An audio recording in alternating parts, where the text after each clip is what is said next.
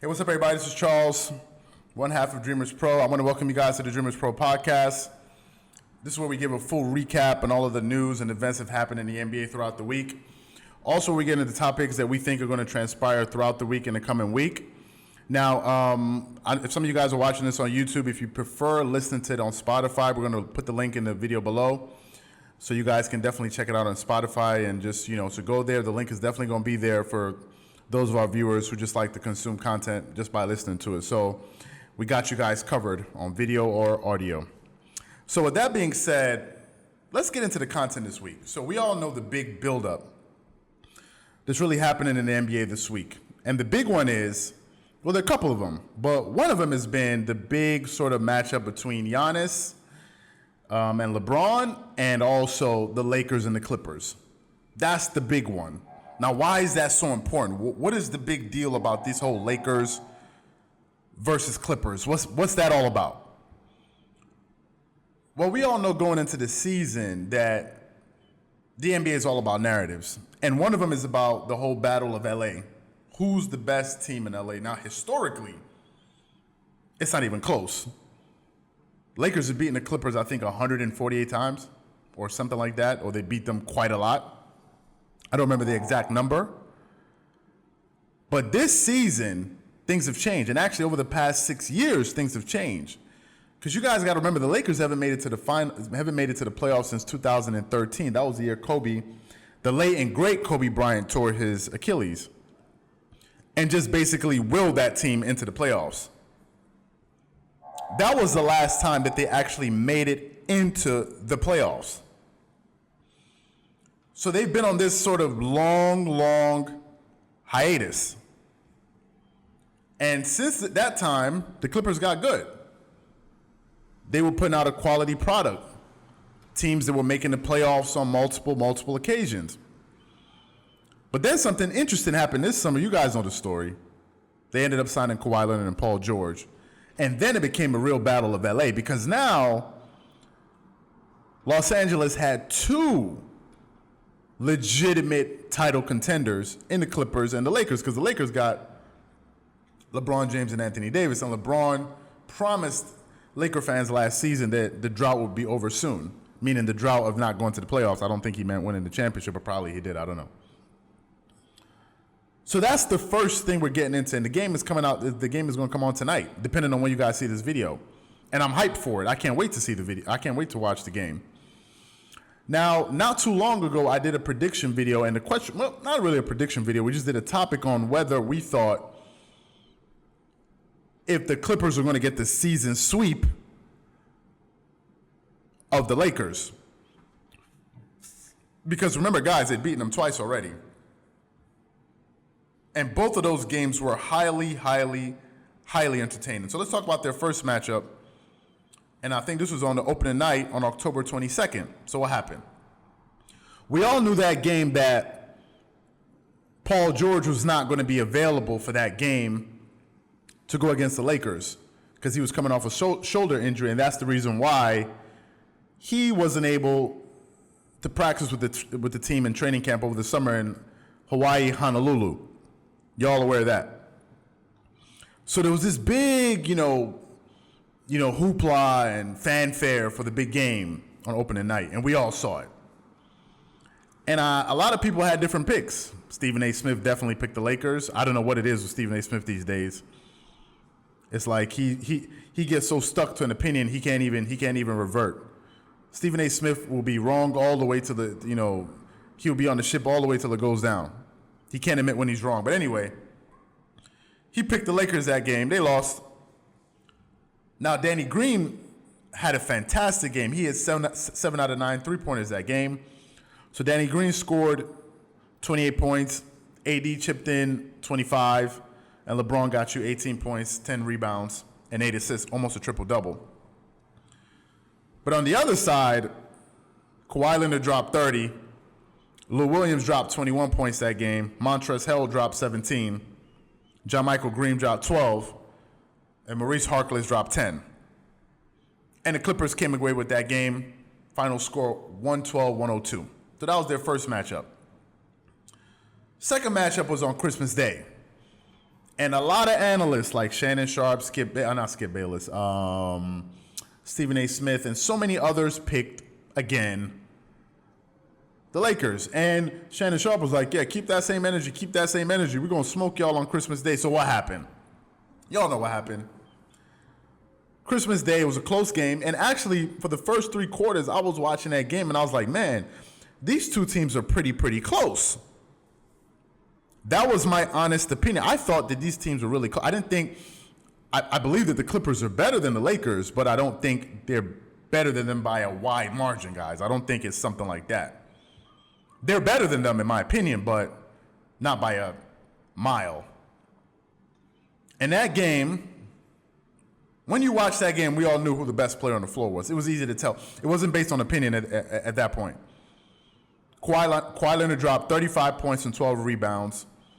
PG chipped in 17 points that game. Anthony Davis scored 24. LeBron scored 23. And the Clippers came away with the win, and you all know the call at the end of the game with Patrick Beverley on LeBron swiping the ball out of his hand and the ball went out of bounds. Controversial call. And Nick Wright got on TV and had the audacity to sit up there and say that although we saw it on replay that it was Clippers ball, it still should be Lakers ball. Because his love for LeBron is beyond anything I can even imagine. Even in the face of evidence, Nick Wright still is out there talking about some LeBron should have had the ball. Lakers should have had the ball. So those were their first 2 matchups. Now, as I said before, the Lakers and the Clippers have played each other a total of 222 times. The Lakers have won 148 times against the Clippers to the Clippers 74. Lakers have had a lot of success historically, but as of late, Clippers have been giving it to them. So I'm really interested to see how everything plays out when these two teams match up with each other tonight. I think it's going to be amazing. For the season, Kawhi Leonard is averaging 26.9 points, 7.5 rebounds, 5.1 assists, shooting 46% from the floor, playing 32 minutes a game, 37% from the three-point line, 88%, damn near 90% from the free throw line, and getting you 1.8 steals a game. LeBron, on the other hand, the leader of the Lakers, putting up stellar numbers as well with 25.6 points a game, 7.8 rebounds, 10.7 assists, shooting 50% from the field, 70% from the free throw line, and getting you 1.3 steals a game. So LeBron is definitely putting up great numbers and fantastic numbers for his 17th season in the NBA. One of the best 17 seasons we've ever seen. You got to tip your hat to him. The dude is 35 years old, playing at that level. But that's going to be the big hoopla tonight, these two teams. And I'm going to make a pick. I'm going to make a prediction. I'm not like some of these guys. I'm actually going to make a prediction. I predict the Clippers are going to win that game. Why do I predict that? Because the Clippers have been on a tear. I don't know if some of you guys know this or not, but the Clippers have actually won every single game they've played when their entire complement of players were available to them this season. They're 10-0. And they're 6-0 in their last games. They beat Philly. They beat Denver. They beat OKC. They just got fresh off of whooping them Rockets. And I remember we had I think it was a viewer that left a comment saying the Rockets going to beat the Clippers this year. Okay. Yeah, okay. I don't know where you got that information from. So the Clippers have won, I think, their last 6 games. And I think the Lakers are on a 5-game winning streak, or 9-1 out of their last 10 games. I think so. So the two teams are playing with some momentum, which brings me to the MVP race with LeBron and Giannis Antetokounmpo. Now, currently, when we're looking at the standings, the Bucks had the number one record in the NBA at 53-10 on a historic tear. And the Lakers had the number 2 overall record in the NBA with 48 wins and 13 losses. But they just beat the Bucks. And now somehow through LeBron media cohorts, or I don't know what it is, fanboys, now all of a sudden people are saying that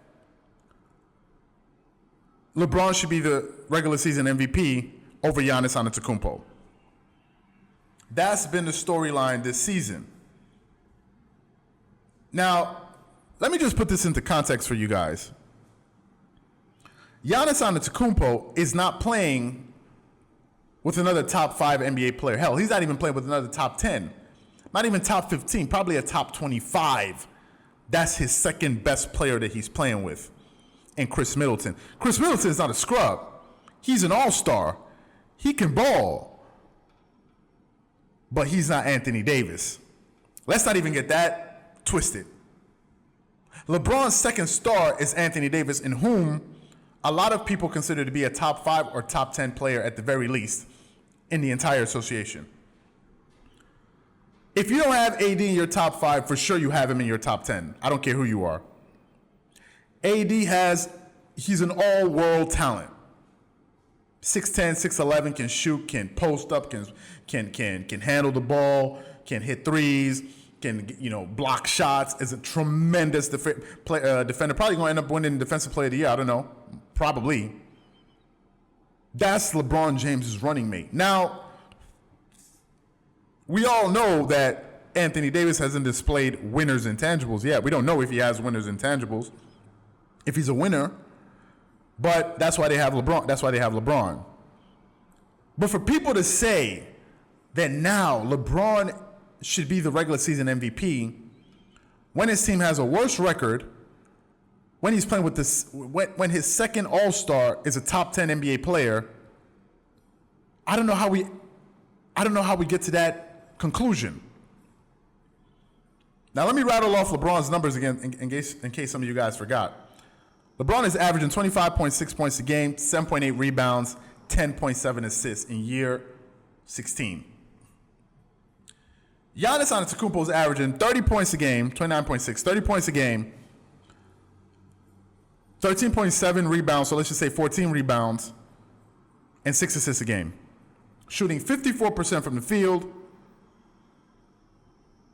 Free throw percentage is horrible at 63%.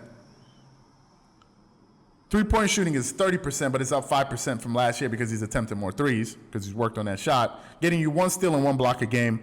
Doing all of that in 30 minutes to LeBron's 35 minutes a game. So Giannis is actually managing his body throughout the regular season. He's not playing heavy minutes. And look at these beast mode numbers that he's putting up. Let's be clear, Giannis is like Megatron. This dude is a beast. But somehow, some way, through different debates, now people are saying that LeBron James should win the MVP, regular season MVP, over Giannis Antetokounmpo. Let me just say this. If LeBron wins the regular season MVP over Giannis, something is wrong with the NBA.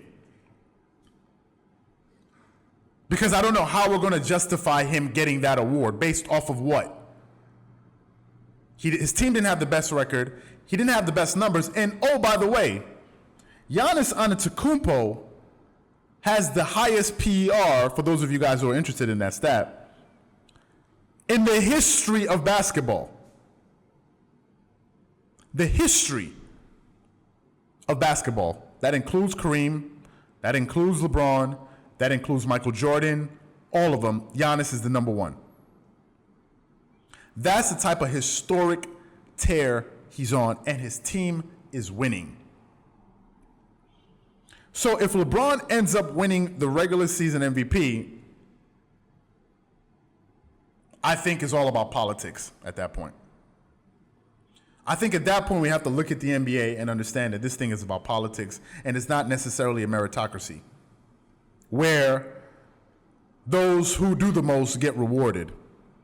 is those who lobby the most get rewarded. And those who campaign the most and those who have media talk heads the most that win. Because there's no way, if you look at the raw data, that you can say that LeBron deserves to be a regular season MVP over Giannis Antetokounmpo. Now, to be fair, there are a few people out there, a very few, that thinks this discussion is even laughable, like Chris Broussard, who has admitted on many occasions that he is a LeBron James fan, because I think he's from Ohio. I think he's from Cleveland. So that's fine, but still, Chris Broussard is still able to be objective and say, hey, listen, guys, wait a minute, hold up. I know I like LeBron, but goddamn, I'm not going to sit back and let us rob Giannis of what he deserves. So what? He's going to be a back-to-back regular season MVP. The dude deserves it. We can't just rob him because we feel, oh, we got to give the award to LeBron. That's not even fair. And it's not even ethical. But the way it's looking, I don't know. That's what I want you guys to tell me. What do you think is going to happen? Because I don't know. I don't think it's a lock. I don't think Giannis has it in the bag because Giannis is going against forces that's just not on the court. Remember, the face of the NBA is LeBron. It's going to help with the ratings and all of that stuff going into the playoffs, LeBron's the regular season, all of those things.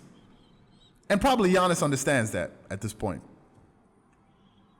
But there's just no way I see LeBron winning that award over him. Let me just give you guys some numbers, team stats. The Milwaukee Bucks had the number one rated offense and the number one rated defense in the NBA. They lead the league in scoring with 118 points a game, number one in scoring. They're number one in rebounds with 52 rebounds a game. Guess who the number 3 team is? The Clippers. Not even the Lakers. Not even the Lakers with all that size. The Bucks. They're number 2 in field goal percentages right behind the Lakers at 47.8%. They're number 3 behind the Lakers in blocks per game of 6.1. And they're number 4 in the regular season with three-pointers made at 865. That's the Milwaukee Bucks. That's Giannis' team. I don't think all of that happens without Giannis Antetokounmpo. But I don't think it's a done deal. I think there's a chance that Giannis could get robbed this year. Similarly, how Shaq got robbed by Steve Nash. I think we're most likely going to witness something like that again.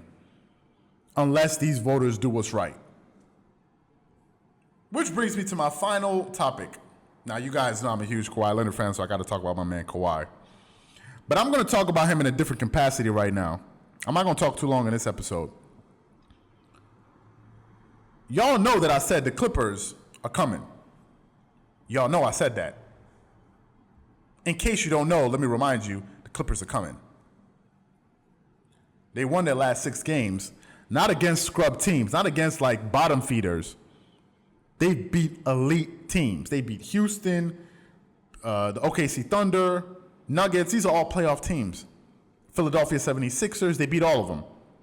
Now, granted, the Philadelphia 76ers game, Joel Embiid and Ben Simmons didn't play, but they've shown that they could beat that team. Hell, Kawhi beat that team in the Eastern Conference last season. But anyway, I told y'all the Clippers were coming. I remember some of you guys were like, oh my God, I don't know what's going to happen. I told you guys, chill. It's all a matter of health. If they're healthy and their full roster is available, I have a firm belief that Doc Rivers and Kawhi is going to be able to get that team on the right page. And ever since Kawhi subtly barked on his team in a recent press conference, they've gotten their act together. And these dudes are mean. Now, as I said before, Kawhi Leonard is averaging 27 points a game, 7.5 rebounds, and 5 assists. But what I want to talk about is Kawhi Leonard getting ready to take over in these playoffs? Now, for those of you guys who don't know, let me remind you guys that Kawhi Leonard last season in the playoffs was a beast. To put that in perspective, In the regular season, Kawhi Leonard is averaging 32.3 minutes per game. In the playoffs last season, he played 39 minutes a game. So he has the ability to really go into playoff mode, like for real. So some people who are out there worrying about load management, did Kawhi miss any games in the playoffs last year due to load management? Did he? Can somebody just write that in the comment section, what game it was that he missed in the playoffs? He was available for every single game, and a lot of people said he wasn't even at 100% health. But he was still there. And what happened? Last season, Kawhi Leonard averaged 30.5 points a game, 49% he shot from the field, 38% he shot from the three-point line, 88% from the free throw line, 9.1 rebounds a game, 1.7 steals, and damn near 1 block a game. That's what Kawhi Leonard got you in the playoffs last season. He was by far the best player in the playoffs, and it wasn't even close. He was better by a mile. And what I think is that's what's going to happen this I think Kawhi Leonard is going to take over these playoffs. Now, his numbers may not be as gaudy as last season with all of those 40. I think he had like 3 40-point games throughout his playoff run last. I know he had one against Orlando. I definitely know he had one against Orlando. But this season, I believe he's going to average between 28 and 30 points for the entire playoffs. And whether or not Paul George is ready or not, Kawhi Leonard is going to be ready. And I think Kawhi Leonard is primed. I mean, primed to take over these playoffs, this upcoming playoffs. And that's why I picked the Clippers. I'm not picking them off of faith. I'm picking them off of their leader and what I saw last season. That's the same dude. And now you give him a legitimate top 10 NBA player to play with in Paul George as a running mate. Not Kyle Lowry. Not Serge Ibaka. Who was tremendous last season. But he had Pascal Siakam, but now you're replacing those dudes with Paul George and Lou Williams and Montrezl Harrell. So I think Kawhi Leonard is going to take over these playoffs. I think he's going to go into beast mode. And no one is going to have an answer for this dude in the playoffs this year. I guarantee you guys that. And that's why I got the Clippers win the chip.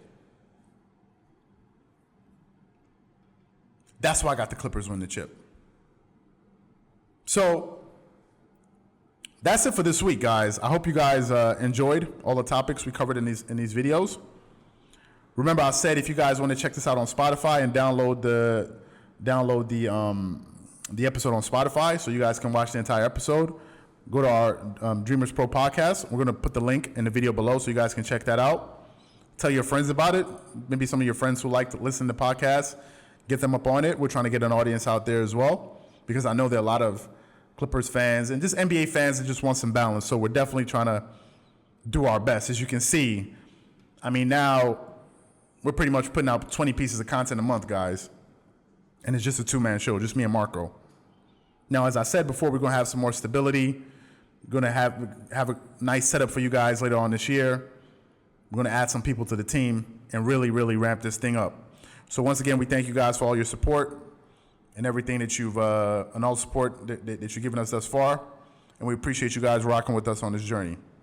Once again, thank you so much. This is Charles here, one half of the Dreamerspro family. Wish you guys a great day. Peace.